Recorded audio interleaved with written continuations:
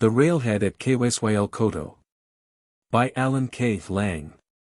I've been told that during the season of the Samum winds in Morocco, Arab judges let confessed murderers off with a fine. The weather justifies homicide. Washington judges should be as lenient in the summer, I thought, scooting on the contours of my chair to keep the seat of my pants from sweating into the varnish. $10 and costs seemed a fair price to pay society if I killed this Dr. Francis von Munger. My cigarettes had become limp and brown with the sweat through my shirt. I eased one of these unappetizing noodles out of the pack and lit it. It tasted like burning, damp wool stockings. I picked up an ancient magazine to keep from staring at the blonde receptionist, the only object in the waiting room upon which the eye could rest with comfort. I'd viewed all the cartoons without smiling and was working my way through the ads when the blonde peeked over my magazine. "Dr. von Munger will see you now, Dr. Huguenot," she said. "Damn right he will." I growled, slapping the magazine down and trailing the blonde into the Holy of Holies. Inside, an efficient young woman sat behind an efficient steel desk. She looked insultingly cool. How much of von Munger's typewriter pool do I have to work through before I get to see the great man in the flesh? I demanded of the cool-looking redhead. "Have a cigar, Dr. Huguenot," the girl said, tipping a cylindrical humidor my way. "And sit down," indicating the chair that squatted beside her desk. "I've got news for you, Huguenot. I'm von Munger. The first name is Francis, with an E makes all the difference." I accepted the cigar, crushed my woolsock cigarette in the ashtray, and leaned back silent to indicate my availability for further astonishments. "I suppose you wonder why you were sent here," she began. I murmured something about Washington's being delightful to visit in mid-June, whatever the occasion might be. She ignored this subtlety. "We've needed a rocket engineer in economic analysis for some time," she said. "Recent developments have made your employment here imperative." I lit the cigar slowly. I'd been led to believe that our work at White Sands was important, too, I said through my smoke. Von Munger looked as put out as though I'd belched during the invocation at an ambassadorial tea party. She took a deep breath, a pretty process, despite the mannish suit she was wearing, and launched into her sales talk. "Dr. Huguenot, our work here in the Commerce Department's Special Bureau of Economic Analysis is the most important work in the world. If a war is fought, we will win it. If that war is prevented, we will have prevented it." I'd seen this sort of megalomania displayed by chiefs of paperwork before, but never in a more acute form. I smiled. This little redhead obviously saw herself as a sort of benign Lucrezia Borgia, erecting a fortress of filing cabinets around the American way. "I'm glad you smiled, Dr. Huguenot," she said. "I was afraid that your face was all scar tissue, and just wouldn't bend." "You're pretty, too," I snarled. The damp heat had leached the last vestiges of chivalry from my soul. "Get on with your pitch, will you? I want to turn your job down and get back to my air-conditioned lab in New Mexico." "Give me 5 minutes to persuade you to stay," she said, making a steeple with her fingertips and resting the steeple against her chin. I checked my wrist watch. "The SBEA is responsible for a special type of strategic intelligence," she said. "We are analyzing the economic processes of the USSR. "I am familiar with the multiplication table," I said. "Otherwise, I don't see how I can be of use to you. My specialty is rocket fuel injection systems. I'd dearly love to get back to that." "You're cutting into my 300 seconds of grace, Dr. Huguenot," she protested. I sucked bitterly on the cigar she'd given me. "Okay," I sighed through the smoke. "Continue, Professor." "Money, to a nation, is like blood to a man," she said. "This is true even in Russia's manipulative economy. Were you to trace the movement of blood through the human body, you'd soon know its every tissue. Just so, by tracing the flow of wealth through the USSR, we can discover precisely what's going on over there. We have overt means of observation, such as the Soviet studies published in Industria, Sovetskaya Metallurgia, Voprsy Ekonomiki, and other journals, and we have our clandestine sources as well. Do you read Russian? I asked, feeling a little more respect for this miss with the PhD. Russian, Polish, German, and French, she said impatiently. I was born in Gdansk, née Danzig, a community where being a polyglot is simple self-preservation. But I'd best get on. My time is running low. Take 10 minutes, I said grandly. 15. But where do I come in? She lit a cigarette and went on. This office is concerned with the economic processes taking place within the Tavinian Autonomous Region of the RSFSR, an area that makes the Dakota Badlands look like Miami Beach. The capital city of this region is Kysyl Khoto. We have a tourist there. Tourist? I asked. A covert source of information, Dr. von Munger explained. If I keep giving you secrets, you'll have to stay here. I know all about this cloak and dagger stuff, I told her. I read The Gold Bug when I was 12. Our informant recently transmitted this message, she said, handing me a sheet of paper. On it were typewritten 6 Russian words and a number. I'd remembered enough from my conversational Russian 101 to coax this Cyrillic puzzle into English. Kysyl, I read aloud. That must be a proper name. Railhead. K.E. Zelkovsky. 5,000 meters/second. Luna. I handed the paper back to the good-looking Dr. von Munger. The boy who sent this note takes the brass cup for brevity. What's it all mean? Luna is in Russian what it was in Latin, she explained, just in case I'd missed that point. Do you know who Tsiolkovsky was? Sure, I said. Konstantin Eduardovich Tsiolkovsky hatched the notion of spaceships, back about 1900. The Reds must be naming their bird in his honor. Dr. von Munger, you're beginning to get through to me. I took the paper back from her to check it. 5,000 meters per second. If that's delivered exhaust velocity, the mass ratio would be 26 lifted for 1 delivered. They must be using ozone to get that. If they're using ozone, they've got an inhibitor to hold it stable. If this all means what it seems to, they can make the moon in 2 steps. And it's about time someone did. Dr. von Munger shook her head. I'm happy that you derive so great a pleasure from the notion of a flight to the moon, she said, but you're forgetting that this rocket belongs to the Russians. They won't be inviting any of us Yankees to join them in admiring the view from the rim of Copernicus. We'll be looking up, Dr. Huguenot. They'll be looking down at us, on a 5-to-1 power gradient. That'll put your intercontinental ballistic missile out in the woodshed behind the washboard, won't it? Have you reported to the boys in blue? I asked. Not yet, she said. My chief agrees that we need a rocket specialist to evaluate what we have. That's where you came in from New Mexico, dragging your feet every inch of the way. The chief has given us 2 weeks to prepare a dossier on the Konstantin Eduardovich Tsiolkovsky. 2 weeks from now, Dr. Huguenot, you're to have the plans for that ship ready for the Joint Chiefs of Staff. I couldn't blueprint a rowboat in that short a time, I said. Not if I had to work on guesses. They're intelligent guesses, Doctor, she reminded me. I've got figures for every ton of rail freight shipped from Krasnoyarsk to Abakan, figures sweated out of official Soviet publications. All you've got to do is take the information I give you and use it to build a paper rocket. Okay. I nodded doubtfully. With information like this, it shouldn't be hard to get the JCS flapping their shoulderboards like taxiing Goonie birds. This should scare them good. It scares me. With good reason, Dr. Huguenot, she said. Pretty girl, I thought. Huguenot, you're a hot-tempered, cutlass dog to come in bullying this chick the way you did. Since we're on the same job now, I said in my best oil-on-the-waters tone, you may as well call me Frank.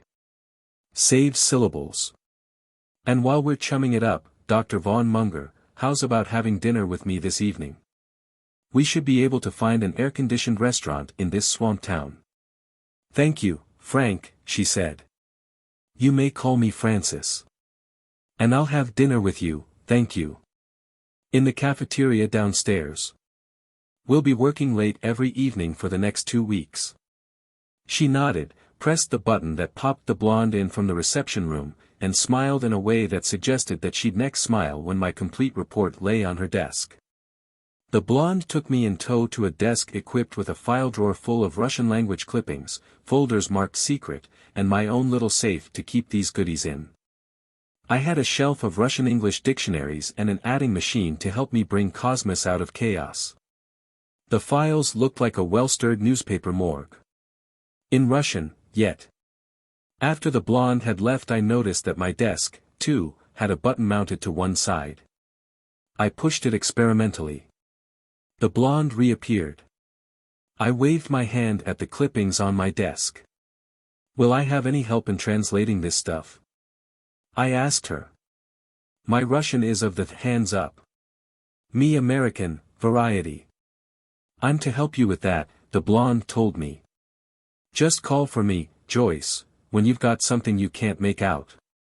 I used to be a UN interpreter. She smiled and left me to my sorrows. I felt like a dirty cigar-smoking male illiterate. Probably half the stenos here had been engineers at Piedmont.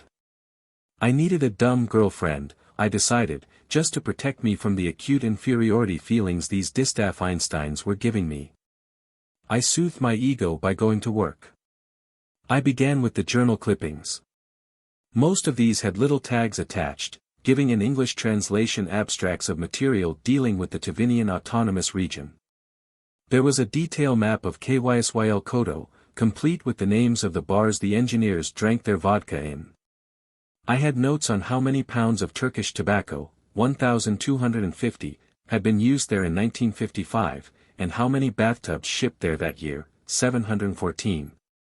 I wondered how many of those bathtubs they'd have aboard the Konstantin Eduardovich Tsiolkovsky. Let M take showers, I decided. By the end of the week I'd sifted the information I thought pertinent to the KEZ from the incidental chaff of Tivinian life, like those bathtubs. This whole business was like juggling invisible balls. The very fact that Kysyl Khoto had been reached by a spur track of the Yuzub Railroad had been lifted from only 2 lines in Stahl's midsummer issue, supported, of course, by the laconic note of Dr. Von Munger's mysterious Central Asian correspondent. A 2-step rocket was the thing to build, that was evident from the reported exhaust velocity. That low-zone, liquid ozone, 1 2/3 as much fuel per cubic foot as garden-variety liquid oxygen, was the oxidizer seemed a good bet. What was the fuel? Hydrogen could give 5,000 MPS, but would be almost impossibly tricky to use with ozone. Hydrazine seemed a better bet.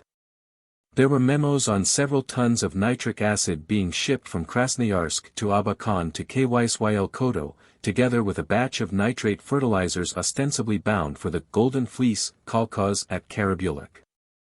I wondered what they raised on that collective farm. The sort of crops that grow best at White Sands, I imagined. With a lot of ammonia and a passel of electricity, they could simmer out hydrazine where they were going to use it. I designed the fuel tanks necessary to pay the way to the moon in hydrazine and lozone, then sketched a ship around them. 2 stages, as I'd decided. Here a serious discrepancy came in. I had more steel, more wolfram, more of everything than the KEZ could possibly need. I took the problem to my pretty boss, glad for the chance to visit. It would seem, Francis said, looking over my notes, that they've shipped enough material to Kysyl Khoto to build 3 ships. Let's assume that they're doing just this. It's one way to get home from the moon, I should think. They'll send 3 ships there, each carrying enough extra fuel to drive one of them back to Earth after they've planted the flag and geigered around a bit.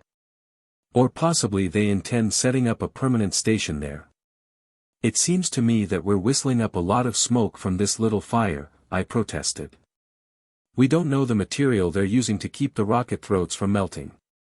The notes on rail shipments from Krasnoyarsk mention ceramics. I don't think that's detailed enough to work into a bogeyman to scare the JCS. I reached over her desk to swipe a cigar from her cylinder, remarking, "It's nice of you to keep these on hand, seeing as you smoke cools." "Got to keep the staff happy," Francis smiled. "Let's be making more of an effort," I suggested. "How's about that dinner tonight? It's Saturday, you know."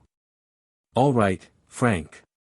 She jotted her address on a corner of an empty confidential cover sheet and handed it to me. 8 o'clock, she said. I went back to work refreshed by the prospect of an extramural session with the shapely Dr. Frances von Munger. It proved an interesting evening. Despite her polyglot propensities and monumental economic erudition, Frances von Munger had never drunk a Negroni cocktail, never cracked a lobster. Later I discovered that she danced as though she'd heard of the art, but had never practiced it before. So mostly we sat and talked. We swapped genealogies and reminisced over our school days. Frances had been the only girl in a class of boy engineers at a freshwater college in Indiana, I discovered. She'd got her B.S. in mechanical before she'd gone to Chicago to study economics.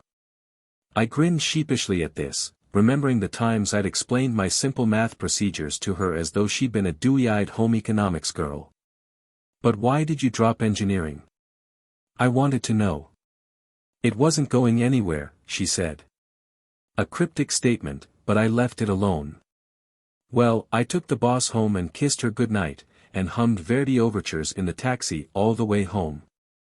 In the morning, of course, she'd be the same schoolmarmish dame she'd always been, the government girl in the gray flannel suit. Decorative, but distant. Back at my cluttered desk the next morning, facing the medley of newspaper clippings and half-baked hypotheses that represented my contribution to economic analysis, spaceship division, I felt a cold wave of panic. In 6 days I'd have to stand at a table decked by admirals and generals, and expose this flimsy structure of Sunday work to their merited contempt. I tugged out my file marked propulsion system and leafed through it. I was as clever as that Dutch paleontologist who'd reconstructed the greater blue-eyed auk from a single petrified tail feather. I'd shuffled a mess of inferences taken from the journals of a nation not too celebrated for guilelessness, dropped them in a hat, and pulled out a spaceship by the ears. For all I knew, really knew, the Reds could be propelling the KEZ with twisted rubber bands. I was supposed to be building the ship the way I'd build it, if I had the gear delivered by that overworked railhead at Kysyl Khoto, if I were a Russian-trained engineer, if I had my ear at the Kremlin's keyhole and my hand in its till. And if our intelligence wasn't a fiction born of paperwork. Okay. Back into the desk went the propulsion file while my keen engineering mind relaxed by considering the dimensions of Dr. Frances von Munger. After a while I got out the old copy of Das Marsprojekt and finagled its statistics to make them fit a mere hop to the moon. Since my presentation wasn't intended to be operational, I'd decided, it might as well be artistic. My half-hour with the JCS was a day away when I came down with acute cold feet up to the knees. I went to see Frances for encouragement and to scrounge a cigar. "Let's not kid ourselves," I told her. "Those brass hats are clever. Why don't we just turn over the facts to them, let their intelligence take over? I'd like to stay with the KEZ research, but I'd also like more and tighter facts. What are the throats of the rockets made of? What fuel are they using, for sure?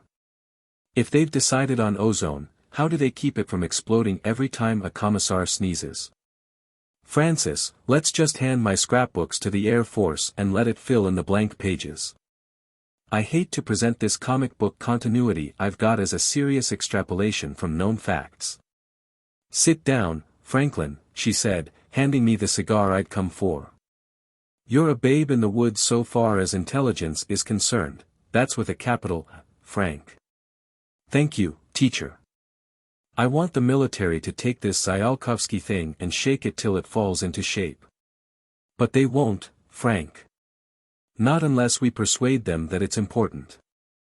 That's what you're doing, window dressing to make the big brass buy this and stamp it high priority.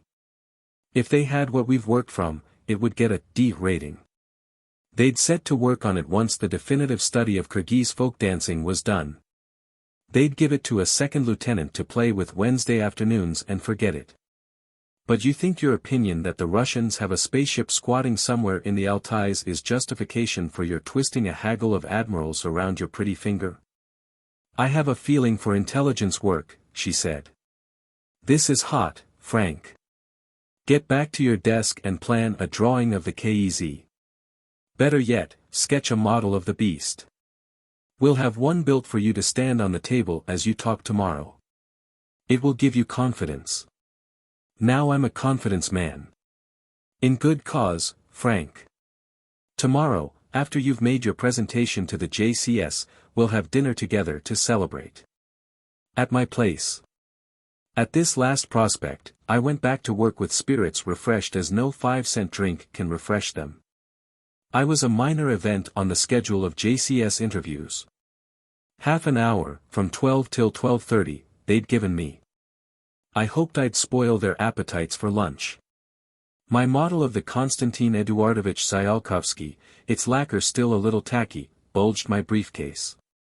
I had to persuade a Marine lieutenant that it wasn't a bomb I was carrying before he'd let me into the conference room. There were maps on the walls, covered with gray dust sheets as though even the face of Mother Earth was being protected as an American secret.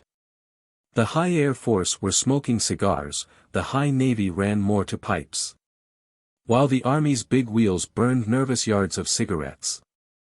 2 waves sat at opposite corners of the big table, their fingers poised for slow dances over their stenotype keyboards.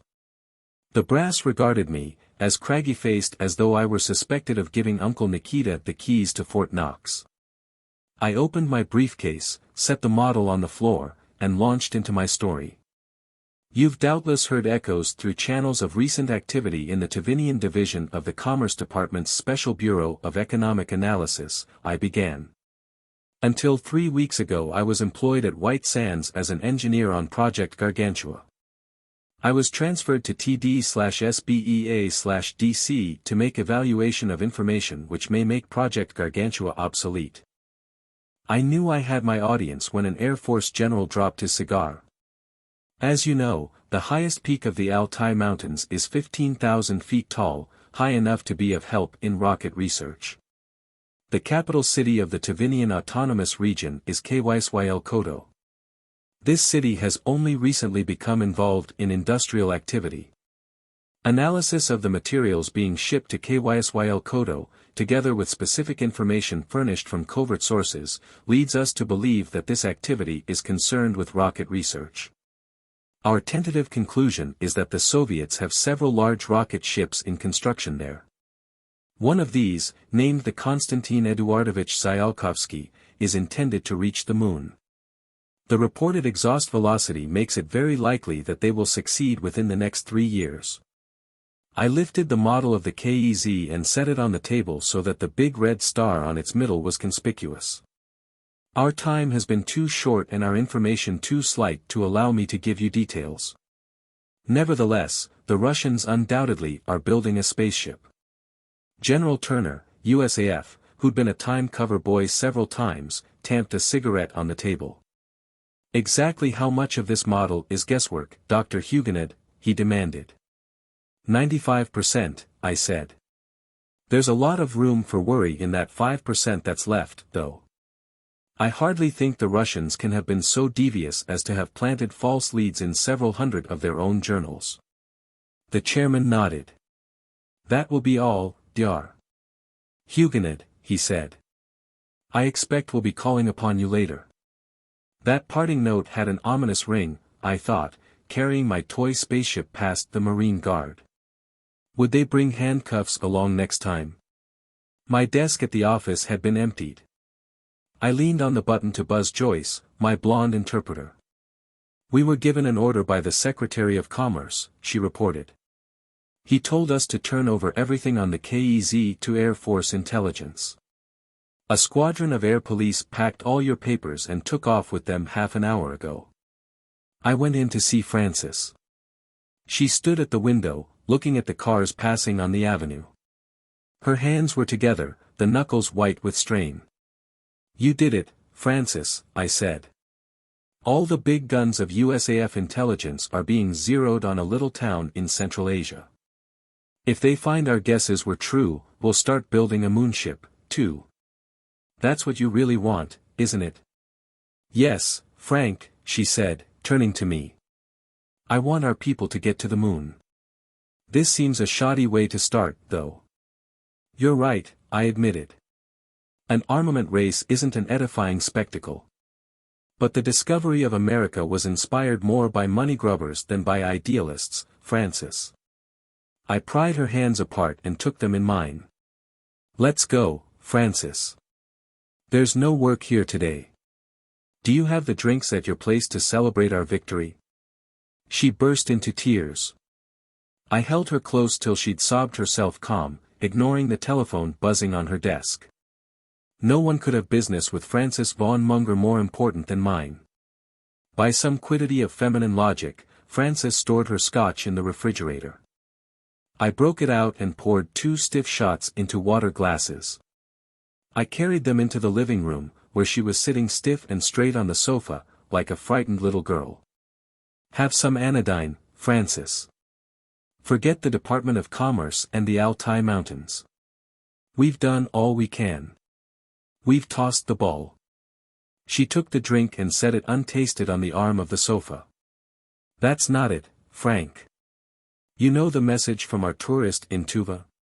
That note that put the seal of approval on your project? You wrote that yourself, didn't you? The Railhead, the spaceship, they all exist only under that golden hair of yours, right? Frances stared at me as though she expected me to whip out an Army .45 and cover her with it. Frank. How do you know? Until I met you, Francis, I thought dreams of space were male dreams. Then I found a girl who'd become an engineer, who'd then given up engineering to go into intelligence work. Curious. Then the business of the secret message from the USSR, instead of turning it over to the Air Force for immediate evaluation, you chose to elaborate on it by means of a technical study, and even got your boss to push through a priority call for me. Curiouser yet. If you found out, they can, she said dully. I had the advantage of being in love with you, Francis. I've watched you closely, very closely. We'll have a few weeks or months before they discover that you phonied information to goad our men into space. We've got time enough for a honeymoon, Francis. The phone rang. Damn Alexander Graham Bell. I thought. I picked the monster up and barked hello. It was the Secretary of Commerce. I introduced myself. He deigned to relay his message through me. Please inform Dr. Von Munger that her department has been transferred to the Department of Air Force at White Sands, New Mexico, the secretary said. She and you are to report there immediately. I thanked the man nicely and hung up. Frances was standing now. We're going to White Sands, I told her. We're going to help see that the man in the moon is American. Frances took the drink out of my hand and set it on the bookcase to free my arms for holding her. Maybe, Frank, she said, the first man on Mars will be Huguenot. I'll be proud to assist you in that project.